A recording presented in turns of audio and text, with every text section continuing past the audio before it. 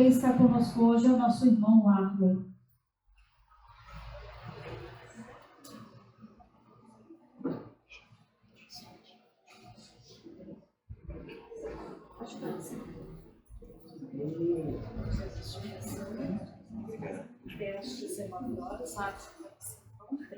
Eu achei que era meia-noite. Obrigado. Em nome de Deus Todo-Poderoso, que nós estamos aqui reunidos, que nós tenhamos um ótimo fim de tarde, um bom início de noite para os nossos estudos. Eu sempre gosto de chamar assim, estudo, porque é um modo de nós termos a oportunidade de aprofundar nos ensinamentos. Nós temos sempre o hábito de trabalhar, de estudar, tendo sempre por base, aliás, esse é o princípio da doutrina espírita, sempre nos basear no Evangelho. Então, sempre que a gente inicia um estudo, é sempre com uma passagem evangélica. Então, a gente pega uma passagem do Evangelho e, à luz da doutrina espírita, nós vamos destrinchar, então, esse ensinamento. Isso é espiritismo, isso é doutrina espírita. Então, a base é o Evangelho e, a partir daí, a gente vai buscar subsídios que dão enfoque a essa passagem evangélica. Então, a doutrina espírita está de acordo com o Evangelho. Ela dá seguimento ao ensinamento de Jesus. É isso que nós queremos dizer. Então, por isso que a gente vai buscar referências, sempre tendo por base o Evangelho, o ensinamento de Jesus.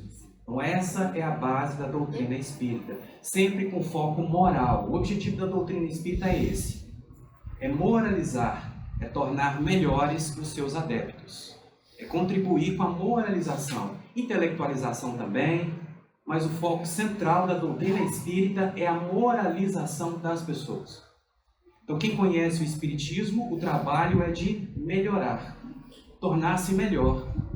Então, quem está estudando a doutrina espírita não necessariamente precisa ser espírita, mas está estudando os princípios da doutrina, vai perceber que o objetivo é esse. Então, o nosso objetivo aqui é moral. Então, no final dos nossos estudos de hoje, nós temos que questionar o que isso vai contribuir com a minha melhora. Alguma coisa nós temos que tirar daqui que nos torna melhores. Não só intelectualmente, mas principalmente moralmente. Então, os nossos estudos de hoje, a passagem, ela se chama O Argueiro e a Trave no Olho. Então, a gente precisa entender que argueiro é como se fosse um cisco. O argueiro é um cisco. A trave é um graveto, é algo maior. Então, nós temos aqui algo de um certo tamanho e outro de um tamanho maior ainda. Então, é isso que a gente vai entender. Então, como nós dissemos aqui, nós vamos fazer uma leitura de uma passagem evangélica, do Evangelho, ensinamento do Cristo, e a partir daí a gente vai desenvolver com base. Então, tudo que a gente falar aqui tem que ter uma base. Então, a gente vai pegar algumas referências de algumas obras para a gente trabalhar. Então, não é a minha visão, não é o que eu acho, não é o que eu penso. Não é assim. Então, é o argueiro e a trave no olho. Essa passagem se encontra em Mateus, capítulo 7, versículo 3, 4 e 5. Então, Jesus ele diz assim: E por que reparas tu no argueiro que está no olho do teu irmão e não vês a trave que está no teu olho? E como dirás a teu irmão: Deixa-me tirar o argueiro do teu olho, estando uma trave no teu? Hipócrita, tira primeiro a trave do teu olho, e então cuidarás em tirar o argueiro do olho do teu irmão. Essa é a passagem evangélica. Então, ela nos suscita a diversas reflexões, Para a gente estudar essa passagem evangélica aqui, na sua totalidade, dentro do que nos é possível, demandaria muitos dias. Por quê? Por quê, gente? Estou voando aí. Não tem problema não. Obrigado. Vou tomar mais tempo. Obrigado. porque tem elementos aqui que a gente precisa observar. Então são elementos, mas o nosso estudo aqui, ele vai ser aprofundado, mas a gente vai fazer algumas abordagens. Então a primeira coisa aqui que a gente trabalha, vamos separar, tem diversos elementos aqui, diversos. Mas nós vamos separar dois deles, que é o julgamento e o autoburilamento. Então essa passagem aqui, ela tem dois elementos principais. Tem diversos, mas nós vamos destacar dois: julgamento e autoburilamento. O autoburilamento nós podemos chamar também de reforma íntima. Sim, podemos chamar de reforma íntima também. Então não importa o nome que se dê, o que nós vamos trabalhar é a questão de olhar para dentro de nós, buscar aquilo que precisa ser melhorado e fazer todo o esforço necessário para que isso aconteça. Mas e o julgamento, Arley? Bom, nós não vamos trabalhar aqui a questão do julgamento, por exemplo, das questões penais. É óbvio que quando um crime é cometido, quando uma pessoa comete um crime, primeiro tem que ser julgado, a pessoa tem que ser julgada. É uma administração. Tem que ter um julgamento, sim. Jesus não está dizendo aqui que ninguém deve julgar, não é isso. Não é isso. É uma questão de discernimento. Então, a administração de uma sociedade, ela precisa de um julgamento. Precisa julgar os atos administrativos públicos. Por exemplo, uma pessoa que comete um crime, ela deve sim ser levada a julgamento, ela tem que explicar por que ela cometeu esse crime, o que a levou a fazer isso, e com base nisso ela tem um julgamento justo. Então nós não vamos trabalhar essas questões porque elas são óbvias, toda a sociedade precisa disso. O que nós vamos trabalhar aqui é a questão do julgamento pessoal, julgamento moral. É esse julgamento que nós vamos trabalhar. Jesus não veio derrogar nenhuma lei, nem de Deus, nem dos homens. Vou citar aqui um exemplo do tipo de julgamento que nós vamos trabalhar aqui. Eu tinha, eu não sei se ainda existe, um programa de humor que tinha uma pessoa, uma personagem, que todo mundo que passava, essa personagem fazia um julgamento. Olha lá, tá vendo? E dava uma sentença. A Praça é Nossa. Não sei se ainda tem, mas tinha lá uma mulher, inclusive ela dizia assim: a minha boca é um túmulo. Uma coisa assim, tipo assim, sabe? Eu acredito que muita gente vai se lembrar disso. Então ela fazia julgamentos com base no que ela observava das pessoas que iam passando. Eu não me lembro dela fazer um auto-julgamento, de analisar as próprias atitudes. E se é que fazia à parte. Então é esse tipo de conduta que nós vamos trabalhar hoje. São esses julgamentos que nós fazemos dos outros. É isso que a gente vai trabalhar. E isso já existe desde sempre. Desde sempre. A gente tem aqui um exemplo, por exemplo, vamos buscar lá no Antigo Testamento. Isaías 33, 22. Em que o profeta diz assim: porque o Senhor é nosso juiz. O Senhor é o nosso legislador. Então veja bem, o que isso quer dizer? Quer dizer que toda lei deve se basear na lei de Deus. Na sua totalidade moral, só Deus é que tem a capacidade de julgar. Sabe por quê? Porque quando eu olho para alguém e faço um julgamento, eu estou falando das questões morais, tá, gente? Não vamos trabalhar as questões judiciais, não. No sentido moral, quando eu faço um julgamento de alguém, eu estou fazendo em parte. Por mais que eu conviva com essa pessoa, eu não sei o que se passa no seu coração. O que a levou a fazer isso?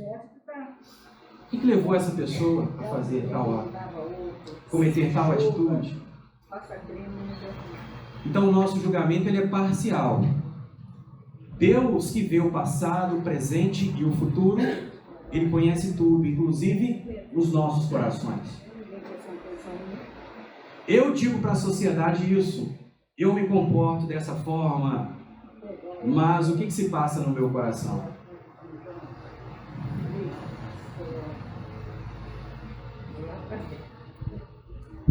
Quem aqui já leu, vou citar aqui uma obra que é muito comum, Nosso Lar. Quem já leu Nosso Lar? Muitas pessoas. Quem já viu o filme Nosso Lar? Muito mais ainda. Até o nosso auto-julgamento ele é parcial às vezes. Até o nosso julgamento ele é parcial. Com base em nós. Quando o André Luiz, deitado na maca, foi ser avaliado pelo médico espiritual, e o médico espiritual disse para ele assim: o suicídio é incontestável. Como que o André Luiz ficou? Fala para mim, fala pra gente. O que ele disse para o médico espiritual? O que ele falou? Hã? Não suicidei. Que absurdo. Olha, você vai me desculpar, mas eu lutei até o último momento, fiz todos os tratamentos necessários, eu não cometi suicídio. Que absurdo. E aí, o médico espiritual, junto com o Clarencio, orientou o André Luiz dizendo o seguinte: olha, vou colocar aqui em termos mais explícitos. Você foi uma pessoa que comeu demais, em excesso. Você era uma pessoa extremamente irritada, tratava as pessoas com falta de educação.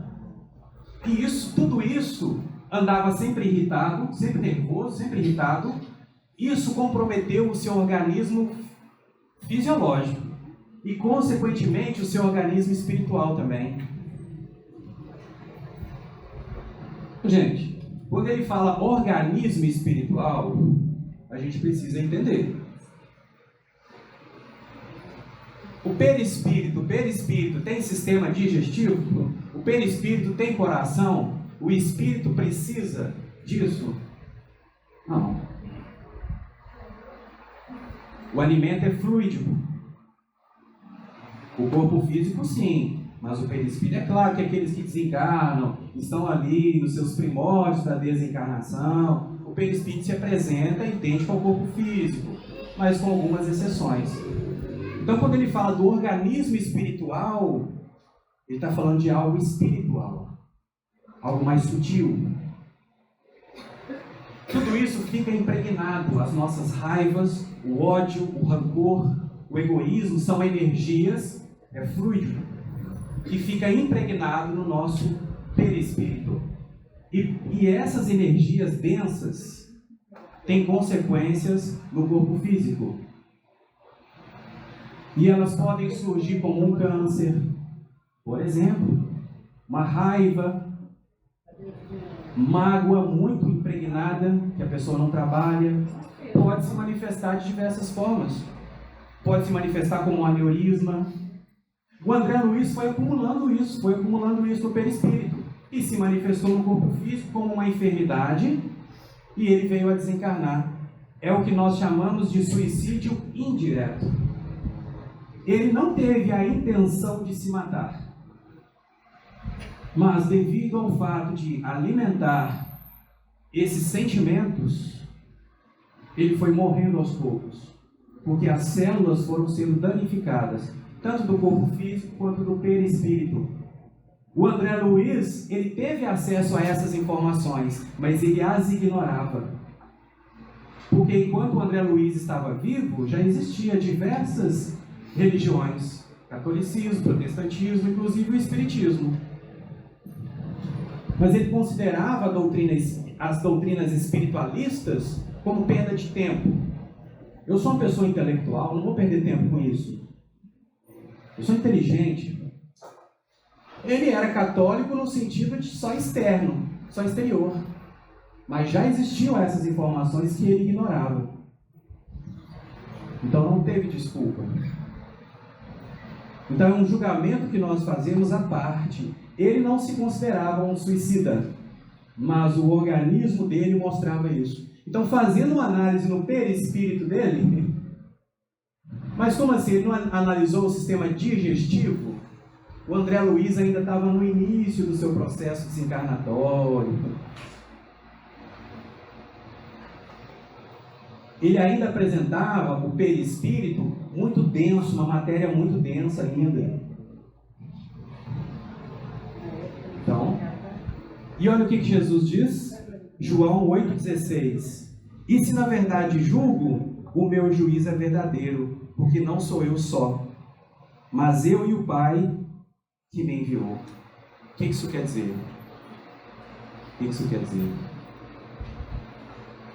Que todos nós temos Jesus dentro de nós, e é Ele que julga, se nós deixarmos, se nós permitirmos. Porque quando é Jesus que julga, Ele se coloca no lugar da pessoa, Ele compreende. É fraternidade. Não quer dizer que nós temos que ser coniventes com o erro. Não, não é isso. É compreender, é amar o indivíduo.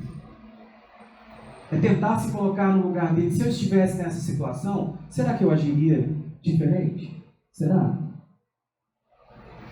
Isso não quer dizer que eu tenho que deixar as coisas erradas acontecerem. Não. É orientar o indivíduo.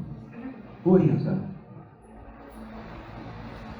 Quando Emmanuel foi procurar Jesus, isso está no livro há 2000 anos, que eu, inclusive, estou relendo agora. Quando Emmanuel foi procurar Jesus, Jesus disse para ele: seria melhor que você tivesse me procurado durante o dia. Ele foi procurar Jesus de noite. Sabe por que ele foi procurar Jesus à noite? O que se representa à noite? Gente, não está falando do tempo. A noite é aquele momento que a gente se esconde às escuras, escondendo as nossas imperfeições, procurar esconder algo às escuras. Né? E aí Jesus diz para ele: seria melhor que você tivesse procurado durante o dia, na claridade da consciência e do coração. Ele não procurou Jesus com humildade, ele procurou com orgulho. Então foi à noite que ele procurou. As trevas da ignorância representam a noite. Ele ainda estava no processo do orgulho e da vaidade. Então ele vai procurar Jesus à noite. Procurar Jesus de dia é na claridade da consciência, de reconhecer. É isso. Seria melhor que você tivesse me procurado durante o dia. Porque ele pensou assim: eu sou um senador romano, eu vou procurar esse homem? Ele que tem que vir até mim. Ele fala isso no livro. Bom, já que a minha filha está doente, eu vou procurar ele.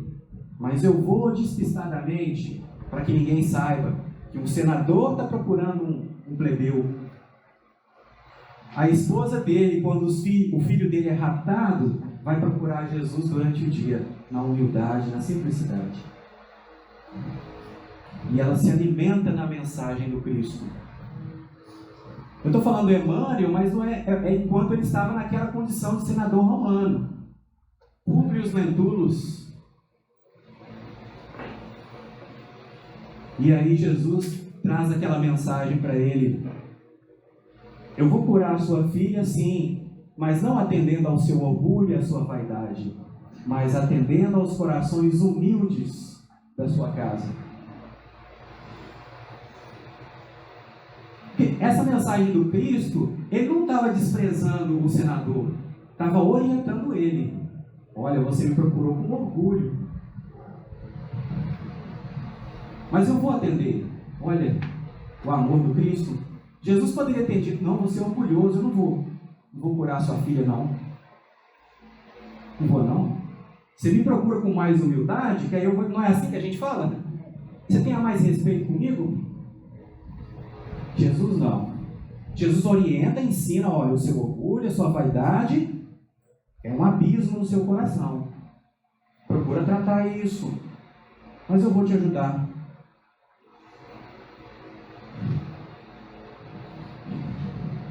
Então Jesus, ele não faz aquele julgamento no intuito de condenar a pessoa. Então ele analisa com discernimento: tem esse problema aqui, mas eu vou te ajudar a resolver isso. Esse é o julgamento do Cristo. É sempre com amor, com fraternidade. Sempre. Porque há uma grande diferença entre julgar a situação e discernir. Discernir significa avaliar o que está acontecendo e tirar o melhor. É isso que nós devemos fazer. Ao invés de julgar e condenar o outro, é discernir, procurar o melhor. Que é isso que Emmanuel diz para a gente no livro O Consolador. Então, Emmanuel diz assim, ó, está na lição 63 do livro O Consolador, e aí ele diz assim: entre julgar e discernir há sempre grande distância. Que na maioria das vezes, quando nós julgamos, nós já damos a sentença e condenamos o outro. Mas com relação a nós, nós temos uma certa misericórdia.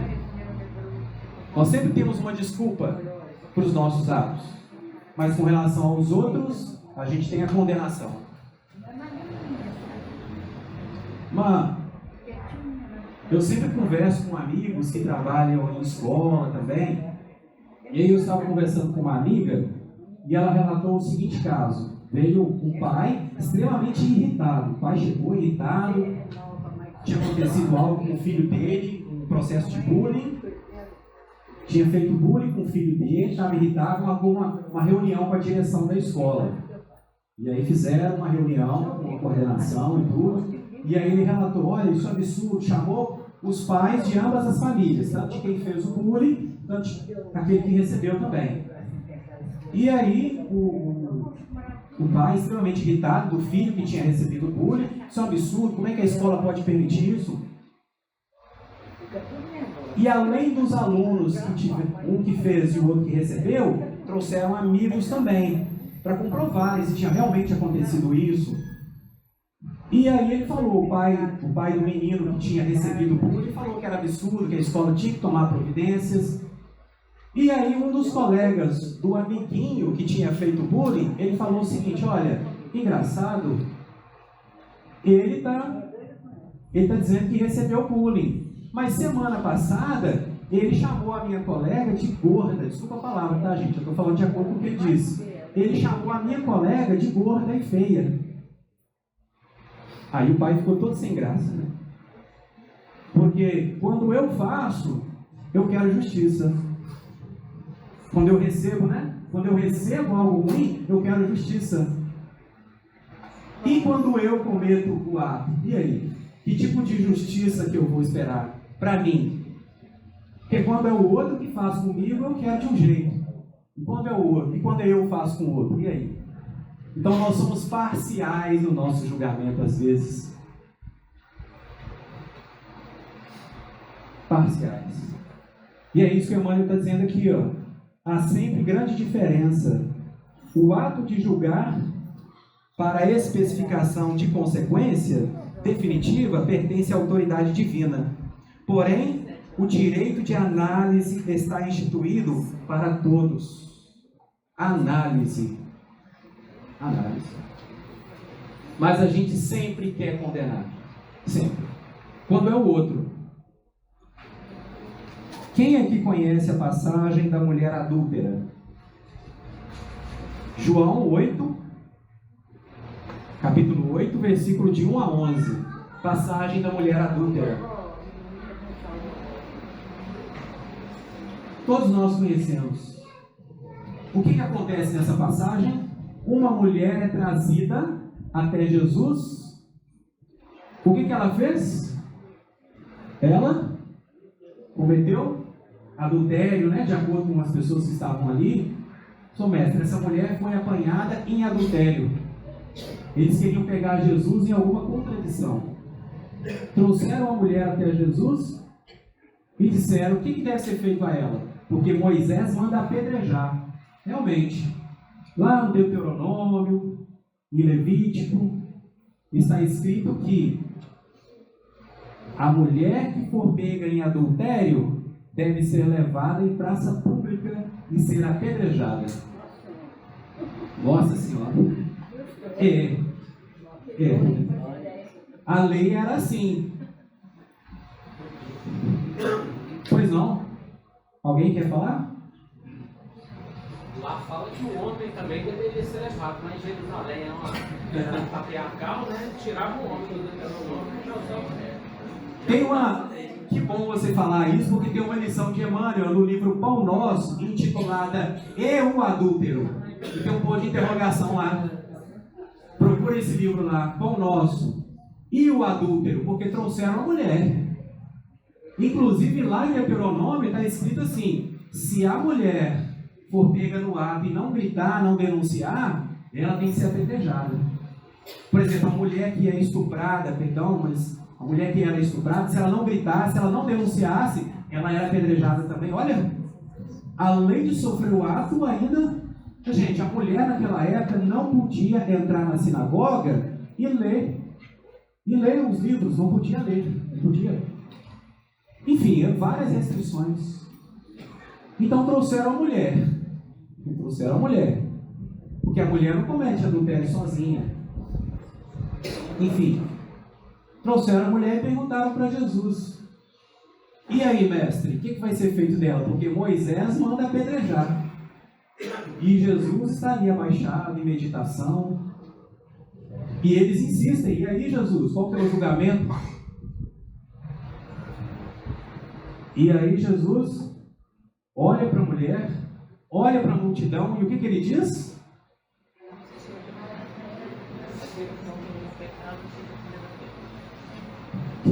Pois não. Eu já ouvi dizer, parece que enquanto Jesus insistindo com ele estava escrevendo para ele. Ele estava escrevendo justamente aquilo que aquelas pessoas que trouxeram cometiam de pecados. Interessante, né? Interessante isso. Realmente. Você imagina? Eu acho que não haveria areia suficiente para escrever os nossos delitos. Você imagina? E aí Jesus diz a famosa frase: aquele que estiver sem pecado, que atire a primeira pedra. E aí começaram a sair, desde os mais velhos até os mais jovens. Por quê? Porque a sociedade compreendeu que todos ali eram imperfeitos, que eles não tinham o direito de apedrejar. Porque a lei de Moisés, adequada à sua época, ao seu tempo, dizia que era para apedrejar. Uma coisa interessante, já que estamos falando de pedra, como que Jesus chama Pedro?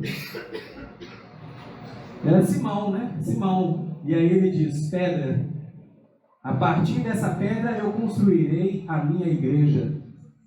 Simão Bar-Jonas era o nome dele. Simão, filho de Jonas. E Jesus passa a chamá-lo de Pedro, que significa pedra. Essa pedra significa a lei de Deus. Olha que interessante. Então a pedra que nós devemos atirar é a lei de Deus. E só para a gente, já que é um estudo, aonde que a lei de Deus foi escrita para Moisés? Aonde? Na pedra. Então quando o Espírito Superior diz para a sociedade, o Espírito que conduzia o povo de Israel, que eles chamavam de Javé, Jeová ou Yahweh, que é o tetagrama, porque no hebraico não tinha as vogais, era o tetagrama das consoantes, para não se pronunciar o nome de Deus. Y, H, W, H, enfim. Yahweh era o Espírito Superior responsável por conduzir o povo. Então esse Espírito Superior, em nome de Deus, quando ele diz para tirar a pedra, ele está se referindo à lei de Deus. Ele não está falando da pedra física para matar. Não, mas o povo entendeu dessa forma. Então na pedra está escrita a lei de Deus. E Jesus a resumiu os 10 mandamentos em 2. Amar a Deus acima de tudo e o próximo como a si. Então a pedra que nós temos que oferecer, basear para julgar os outros, é a pedra do amor e da justiça. É essa pedra que a gente utiliza para julgar os conceitos, para julgar isso, para julgar aquilo, é a do amor. É isso que a lei estava dizendo, não a pedra de pegar e atirar e matar, mas é a pedra que está escrita a lei de Deus. Mas o povo entendeu assim, literalmente, porque eu entendo assim, literalmente para o outro, mas para mim é diferente. Vocês já viram algum fariseu, algum escriba na Bíblia sendo apedrejado? Algum tem? Não, porque era eles que dominavam as coisas ali. Você só vê as pessoas humildes, simples, sendo apedrejadas, julgadas. Você não vê nenhum fariseu, nenhum escriba, nenhum doutor da lei sendo julgado. Eles eram a autoridade máxima ali. Enfim, vamos dar seguimento aqui. Aí, quando todo mundo sai jogando a pedra da justiça sem amor no chão, que essa pedra que eles queriam jogar era da justiça, sem amor. Não era a pedra divina que se baseia o amor.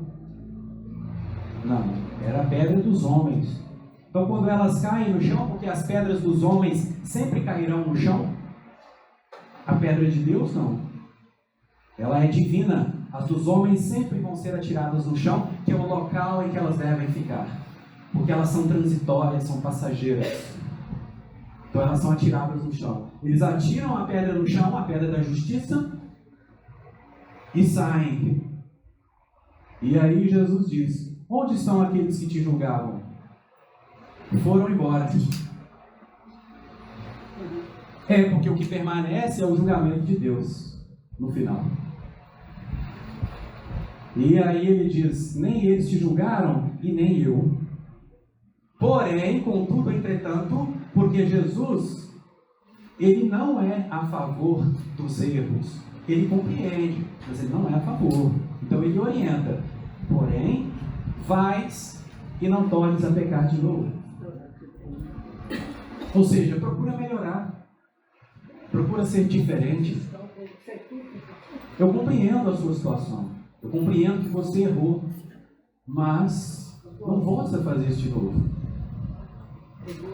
E ele não diz: olha, se você fizer isso de novo, você vai ser condenado, vai ser... Não. Porque ele diz: não tornes a pecar para que não te aconteça coisa pior. O que de pior pode acontecer se eu voltar a cometer os mesmos erros de antes, gente? O que pode acontecer de pior? Ser condenado ao inferno? Mas a doutrina espírita não prega o inferno eterno? E aí? O que de pior pode nos acontecer se eu voltar a cometer tudo de novo? Se eu estou fazendo uma dieta e burlo essa dieta, quebra essa dieta e volta a comer tudo de novo, o que pode acontecer de pior?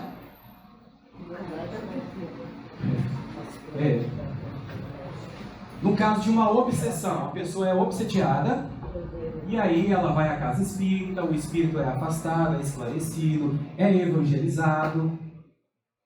E aí ele assiste palestras, estudos que vão, porque isso é importante. O tratamento ele começa quando a pessoa toma consciência dos seus atos. Aí é que começa o tratamento. A pessoa acha que o tratamento começa na casa espírita, quando vai tomar um passe.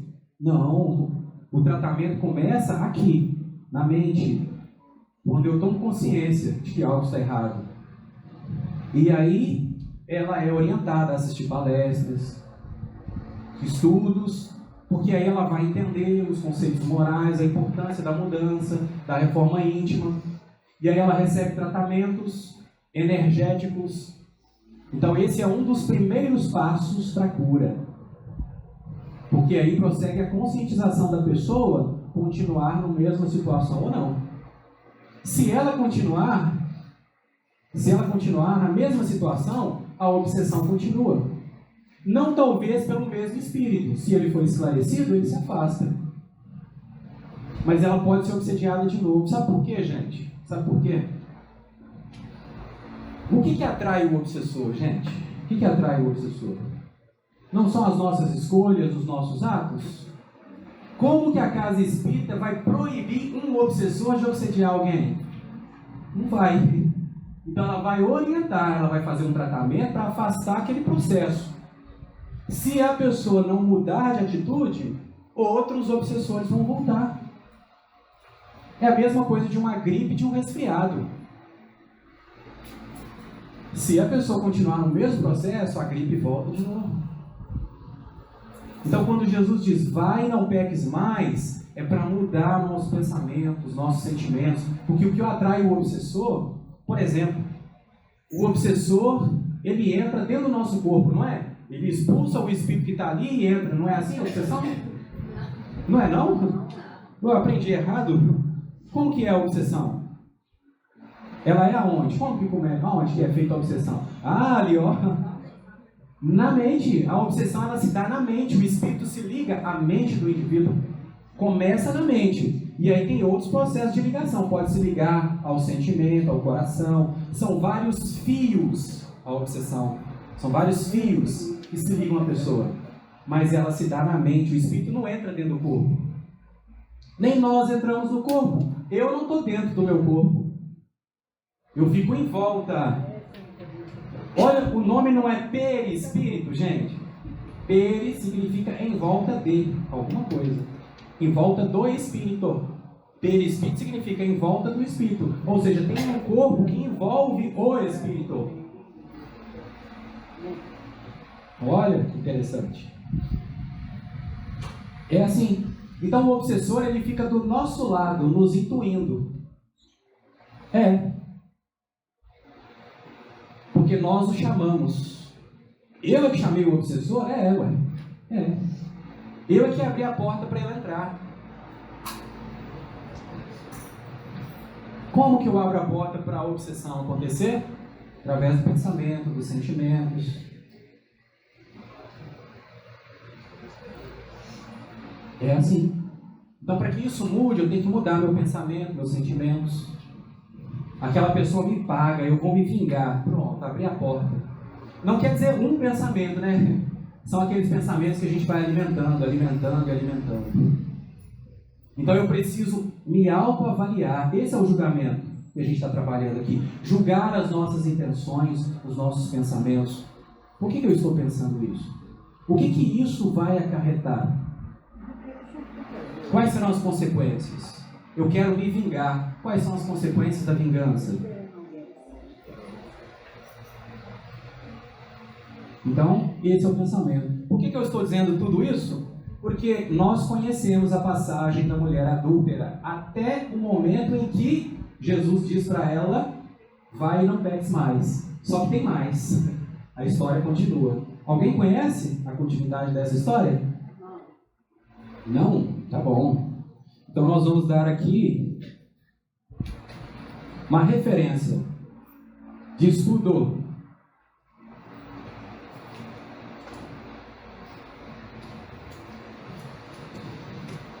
Livro Contos e Apólogos, lição 14, intitulada A Lição do Discernimento.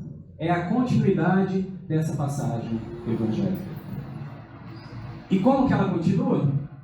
Bom, Pedro sempre foi uma pessoa muito ativa e até um pouco irritado, talvez, dependendo do ponto de vista. Então ele era uma pessoa que gostava das coisas corretas, justas, e ele era um pouco enérgico nessas atitudes. Um pouco enérgico, um pouquinho só. Pedro estava junto com Jesus, sempre. Pedro estava com Jesus. Na maioria das passagens, Pedro estava ali. E Pedro acompanhou todo esse processo. E ele ficou indignado, vocês sabiam? Ele ficou indignado com isso. Mas, mestre, eu compreendo a necessidade do amor e da caridade, mas o Senhor deixou a mulher embora. E a justiça?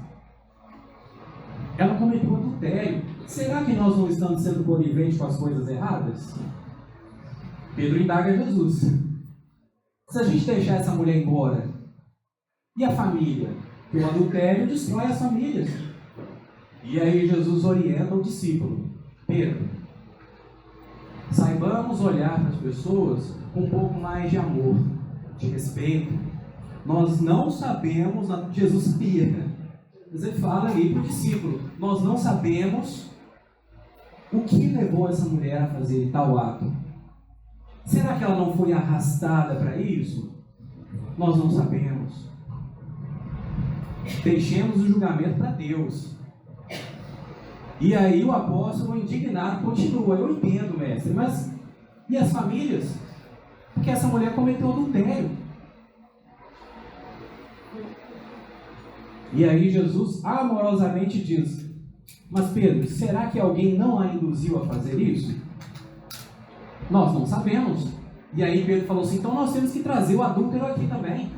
Não é possível que isso vai continuar.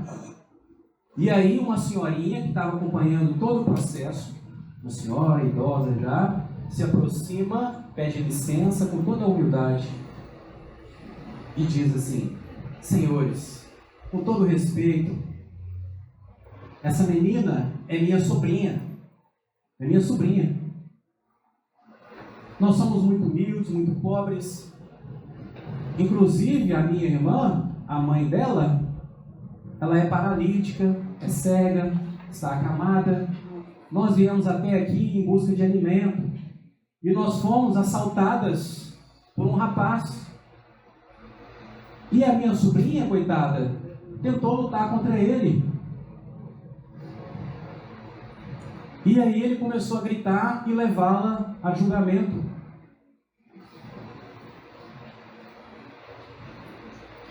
Porque eu reconheço, a minha sobrinha, ela tem sim alguns desvios, mas nós estamos passando por inúmeras dificuldades. E ela está buscando o melhor.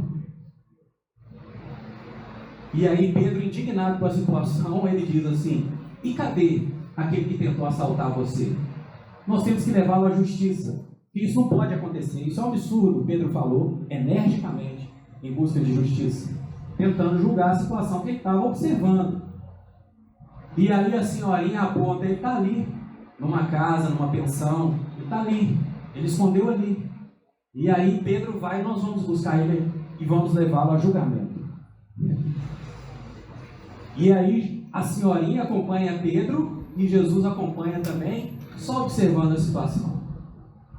Jesus só observa amorosamente, como sempre, e caminha atrás de Pedro, que vai energicamente buscar o criminoso. E ele estava escondido atrás da porta da pensão, tremendo. E aí Pedro abre a porta com raiva e vai pegar aquele homem, aquele rapaz, no braço para levá-lo a julgamento. Quando ele abre a porta e vê o rapaz, ele começa a chorar. Ele desaba no chão, trêmulo, e começa a chorar. Sabem por quê? Porque esse rapaz que estava atrás da porta era o filho adotivo dele. A sua sogra e a sua esposa tinham recebido esse jovem rapaz em casa, cuidado dele. Inclusive, ele acompanhava Jesus nas missões. Mas ele, em uma recaída, em um descuido, foi tentar assaltar essa moça, que era a mulher adúltera. E quando Pedro vê o filho adotivo dele, ele começa a tremer e a chorar. E agora? E agora? Ele olha para Jesus e é isso que ele diz: e agora, mestre? Porque a senhorinha que estava do lado estava clamando por justiça. E ele também. E ele também. Só que era o filho adotivo dele. E aí ele olha para Jesus e diz assim: e agora, mestre? E agora? Sabe o que Jesus diz para ele? Sabe a continuidade dessa história? Vocês vão descobrir. Não vou contar. Não vou. Não. Solta ele não foi, né? Será? Foi claro que não podia. A lei é boa para todos. A lei é igual. A lei de Deus é. Pois é, mas Deus não estava ali junto. Será que Deus está nos nossos corações para nós trabalharmos com essa igualdade? Porque para os outros eu quero firmeza. E para mim? Está no livro Contos e Apólogos, na lição 14, intitulada Lição do Discernimento. Vocês vão perceber, vocês vão ler lá, que orientação que Jesus dava a Pedro, que nos faz refletir. Refletir. Hã? Não é questão de tempo, não é só para deixar vocês curiosos e lerem, estudar, ir lá estudar. Porque assim, o que eu fiz aqui foi um resumo. Tem muita coisa nessa história aí. Tem muita coisa. Tem muita coisa. Contos e Apólogos, lição 14. A lição do discernimento. Não sei se tem na biblioteca, né, para pegar, de repente tem. Talvez alguém já tenha pegado lá. Tem PDF também. Aí, tá vendo? Assim, gente, mas assim, só baixa o PDF se não achar para comprar, ou se não tiver dinheiro, porque os livros que a casa vende é para reverter para as atividades, né, de caridade. Eu tenho PDF também, mas eu tenho o livro físico e o PDF, que ajuda, né, na hora do estudo, se ter ali o PDF, mas se puderem, se tiverem condições, comprem, porque vai ser o dinheiro revertido, né, para ajudar, né, na casa. Mas assim, a FEB, por exemplo, no site da FEB, se você entrar lá, tem vários PDFs para baixar, inclusive para codificação, você pode baixar. Não é que baixar é proibido, mas se você tiver condições de comprar, vai ajudar a instituição. Então assim, tem o PDF, né? Se puder comprar. Né? Humberto de Campos, irmão X. É Humberto de Campos. E aí, ele utiliza o pseudônimo, né? Você pode encontrar como irmão X. Tá? Porque, olha só a lição de Jesus em Lucas 6,36. Jesus diz assim: sede, pois, misericordiosos, como também vosso Pai é misericordioso. Sempre que a gente olhar para alguém, olha com misericórdia. Não quer dizer, eu repito aqui, que a gente tem que ser conivente com o erro do outro. Não é isso. Orientar, instruir a pessoa, mas com misericórdia, com compaixão, com paciência. Imagina um professor virar para o aluno e dizer assim: você é burro. Nossa, isso destrói. Quem é professor aí sabe. Isso destrói a criança. E não é só o professor, não, a mãe e o pai, que falar isso para o filho: você é burro. Cuidado com as palavras.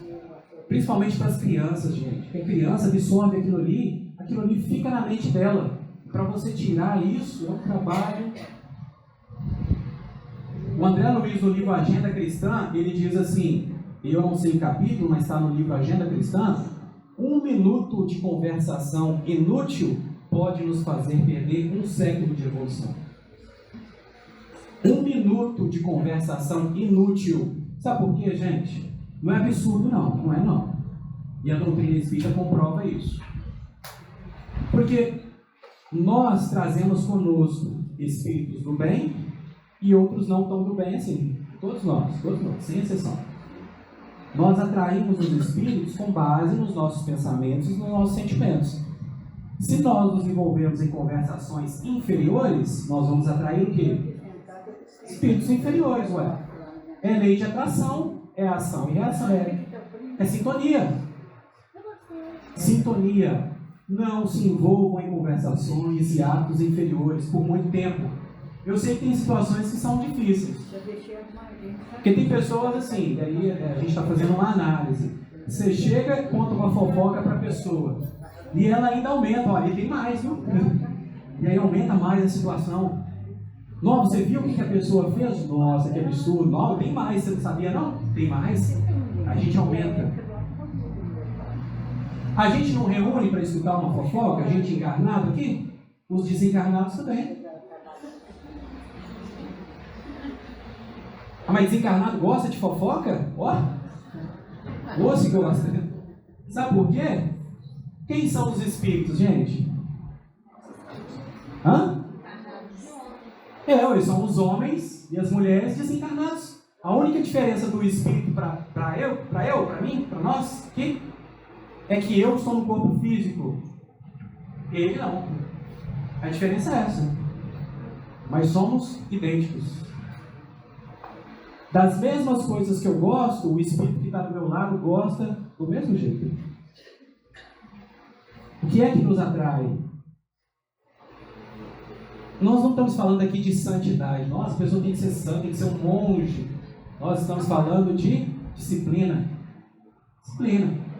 Nós podemos rir, nós podemos contar piadas, mas sempre com responsabilidade.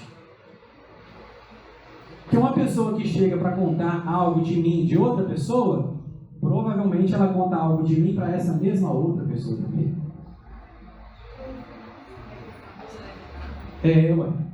como leva e traz. Mas é muito difícil, Arley. Quem aqui, eu vou citar algo que eu acredito que muitas pessoas aqui já conheçam também, é a gente utilizar as 3 peneiras de Sócrates. Usa as peneiras. Nós vamos ser chamados de chatos. Sim. Mas nós não seremos obsediados, a gente não vai passar por nenhum processo complicado. Então pensa um pouquinho em você. Pensa um pouquinho. Para os outros nós vamos ser chatos. Chatos. Não, uma pessoa chata. Eu não me considero chato, eu me considero uma pessoa que seleciona. Eu seleciono as minhas amizades. Eu gosto de livro, eu gosto de ler, por exemplo, mas não significa que todo livro é bom. Então eu seleciono o que é bom e o que é ruim. Esse livro não me agrada. Ah, mas é de autor que todo mundo gosta. Não interessa, mas eu não gosto. Eu não gosto, não me faz bem, não quero. Eu tive um problema na faculdade, porque assim, a minha graduação é letras. E assim, na faculdade tinha aquela questão de autor tal, não vou citar, que todo mundo gostava daquele autor, que tinha que ler para fazer o trabalho, tinha que ser com aquele autor, e eu não gostava. Eu falava, olha, eu não vou fazer, eu não gosto desse autor, vamos fazer com outro. Ó, que chato, todo mundo gosta disso, mas eu não gosto. Todo mundo gosta dessa literatura, mas eu não gosto. Por que eu tenho que gostar do que todo mundo gosta? Por quê? Então a gente tem que selecionar. Não quer dizer que é só porque é livro eu tenho que ler tudo. Não. Até mesmo dentro da doutrina espírita. Tem livros espíritas que eu não gosto. Não gosto. Não gosto. Então a gente tem que selecionar. Selecionar. Um fato. Allan Kardec, ele adotou um pseudônimo, obviamente, ele adotou um pseudônimo para diferenciar a obra dele, porque ele também era um professor. Então ele tinha os livros de gramática, que ele dava o nome dele, que ele foi batizado, Polite, Leon, Denisot, Ivail. Nas obras da codificação, ele adotou um pseudônimo, Allan Kardec, que era o nome que ele se chamava quando ele era um druida, uma encarnações passadas dele. Ele adotou o nome de Allan Kardec para diferenciar a obra dele, mas ele jamais se escondeu. Ele colocava o nome dele, não que a obra era dele, mas ele colocava o nome dele. Inclusive, ele colocou na Revista Espírita: se você quiser discutir a respeito de algum assunto, eu estou disponível em tal endereço, pode me procurar nesse horário. Uma casa, e aí eu não vou citar o nome, me convidou para fazer uma palestra de um livro que eu falei, olha, me desculpa, mas eu não vou fazer. Eu não vou fazer. Pedi desculpas, pedi licença e dispensa.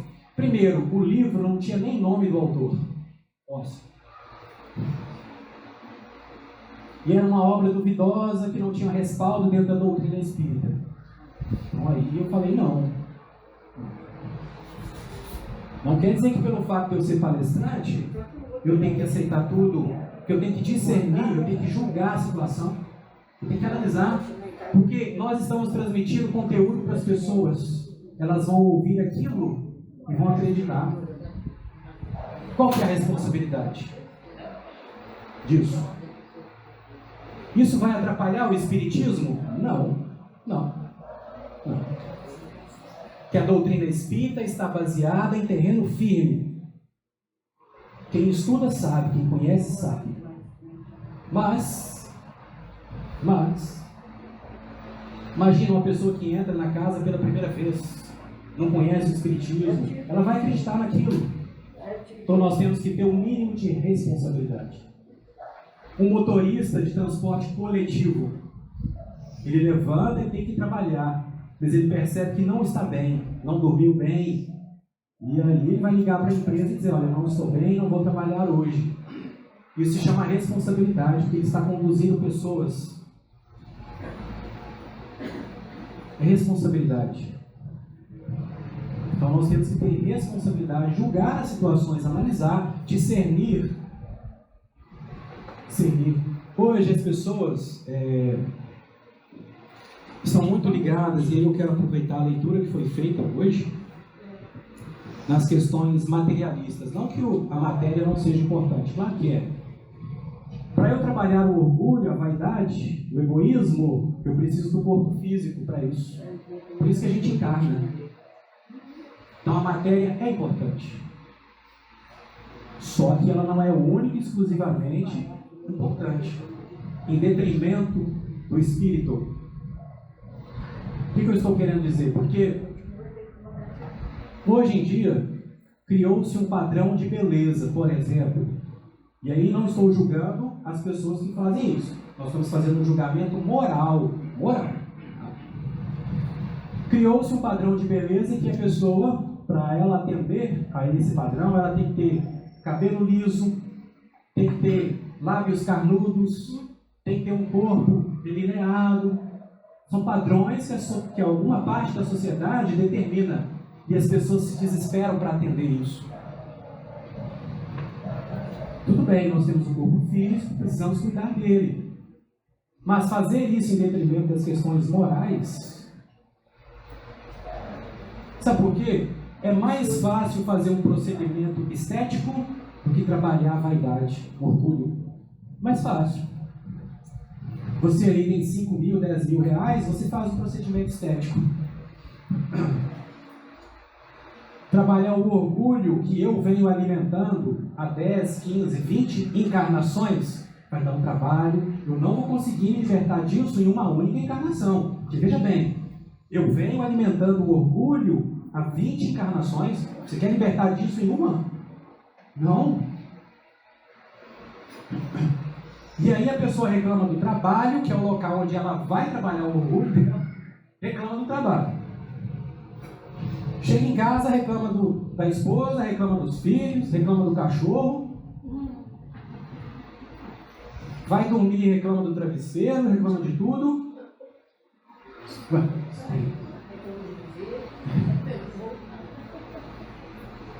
Então, assim, nós somos colocados em um lugar, convivendo com pessoas as quais nós estamos em processo de aprendizado. Isso não significa que eu sou obrigado a permanecer ali. Se a situação é desagradável ou ruim, eu tenho que fazer todo o esforço para sair disso.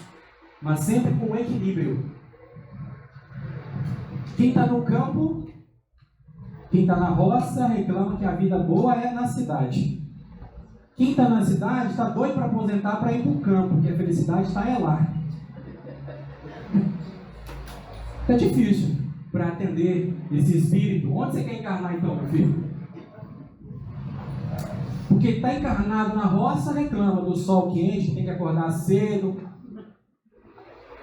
E aí na outra encarnação vai encarnar no centro urbano, na sociedade urbana, nos grandes centros. Ele reclama. Essa poluição, esses prédios grandes. Você já reencarnou no sítio da sua avó. Você já reencarnou na cidade. Agora, vamos trabalhar esse orgulho? Porque não é o lugar. É como eu me posiciono nesse lugar. É claro que tem lugares, porque se a pessoa pensar, a pessoa está com 15 anos, começou a trabalhar agora, menor aprendiz, e já está sonhando com a aposentadoria para mudar lá para a roça, que a felicidade é lá.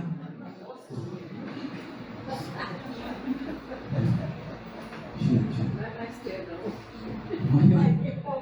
O jogo de hoje não vai mais ter aposentadoria, não. Olha, você chega com 65 anos numa agência do INSS.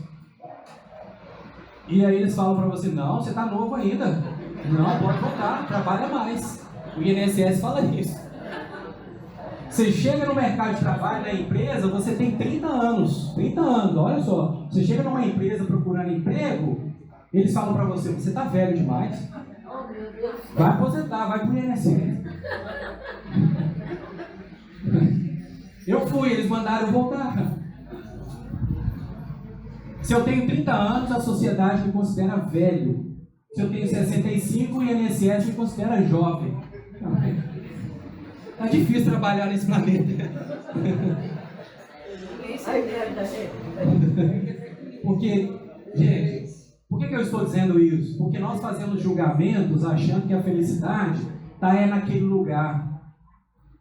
A felicidade está aí com aquela pessoa, está aí com aquele emprego. Por que nós não olhamos para dentro de nós para encontrar essa felicidade? Por quê? Por que a felicidade está sempre do lado de fora? E aí parece que quanto mais eu vou buscar, mais ela se distancia. Sabe por que isso acontece? É para mostrar que eu estou procurando no lugar errado, talvez. Talvez ela esteja no lugar mais próximo, mais simples e mais humilde, que é dentro de nós. Então, assim, depende do modo que a gente julga a situação. O que é ser feliz para você? Claro que eu tenho que ter um emprego melhor, isso é importante, ganhar mais, não tem problema nenhum, isso não é proibido. Isso não é pecado, não. Mas não esqueça das questões morais. Por que eu fiz isso? Por que eu fiz aquilo? O que me levou a agir dessa forma? Mas com amor, sempre com cuidado. Esse julgamento, esse auto-julgamento, ele tem que ser feito com amor, gente. Com amor. As pessoas se entregam à depressão porque ficam se depreciando com o passar do tempo. Eu não valho nada, eu não presto. Nunca diga isso de você. Nunca diga isso de você. Sabe por quê? Jesus, ele diz, a base do Evangelho, ame a Deus acima de tudo e ao próximo como a si mesmo.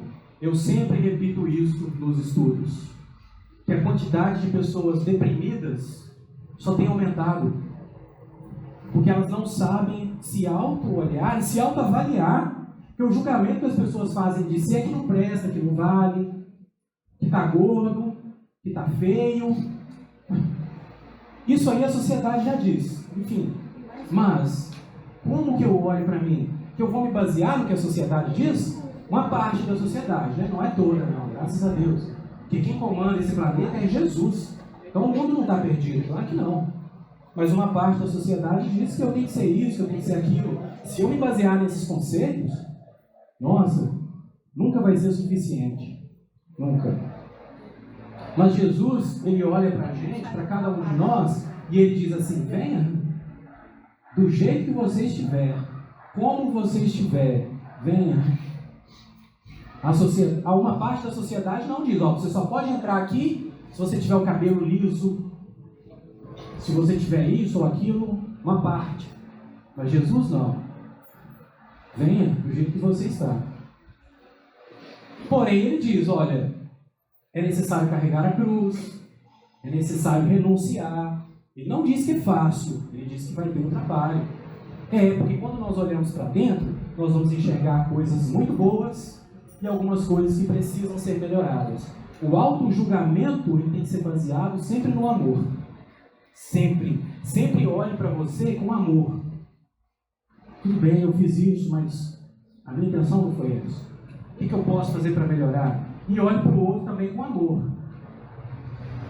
O que levou essa pessoa a fazer isso? O que ele pode fazer para melhorar? Qual a orientação que eu posso transmitir? Então é isso. O que nós quisemos dizer aqui hoje é isso. Julgar não é errado. Que nós precisamos. Nós chamamos de discernimento. Nós vamos discernir a situação.